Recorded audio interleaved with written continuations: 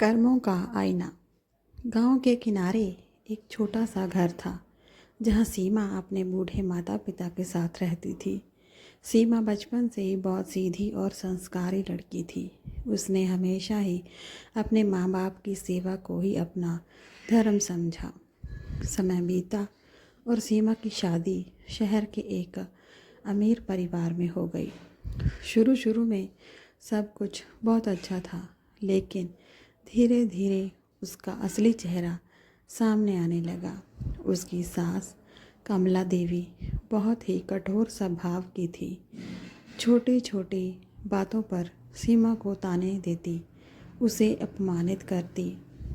सीमा चुपचाप सब सहती रही, क्योंकि उसे अपने माँ बाप की सीख याद थी, घर को जोड़कर रखना, तोड़ना नहीं। लेकिन एक दिन हद पार हो गई। कमला देवी ने सीमा के बूढ़े माता पिता के बारे में बुरा भला कह दिया। उस दिन सीमा की आंखों में आंसू थे, लेकिन दिल में दर्द के साथ एक सवाल भी था, क्या अच्छे कर्मों का कोई फल नहीं देता? समय का पहिया चलता रहा। कुछ सालों बाद कमला देवी बीमार पड़ गई। घर के बाकी लोग उनसे दूरी बनाने लगे। वही सीमा, जिसे उन्होंने हमेशा ही ठुकराया, दिन रात उनकी सेवा में लगी रही। रातों को जागकर दवा देना, उनके पैर दबाना, उनकी हर ज़रूरत का ख्याल रखना। सीमा ने एक पल के लिए भी शिकायत नहीं की। एक दिन कमला देवी ने कमज़ोर आवाज़ में सीमा का हाथ पकड़ा और कहा, मैंने तुम्हारे साथ बहुत गलत किया, लेकिन तुमने हमेशा अच्छा ही किया। क्यों? सीमा मुस्कुराई। उसकी आंखों में आंसू थे।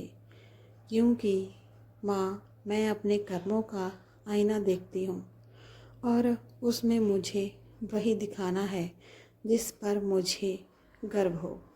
कमला देवी की आंखों से आंसू बह निकले। उन्हें अपने किए हर गलत काम का एहसास हो चुका था।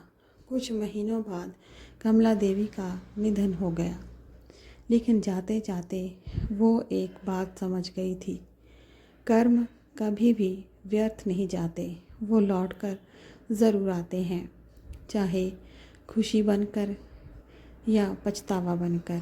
सीमा की सेवा और सच्चाई ने पूरे परिवार का दिल बदल दिया। आज वही घर, जहाँ कभी ताने गूंजते थे, अब प्यार और सम्मान से भरा हुआ था। कहानी की सीख, हम जो भी करते हैं वो किसी न किसी रूप में हमारे पास वापस आता है। इसीलिए हमेशा अच्छे कर्म करें, क्योंकि वही हमारे जीवन का असली आईना होते हैं।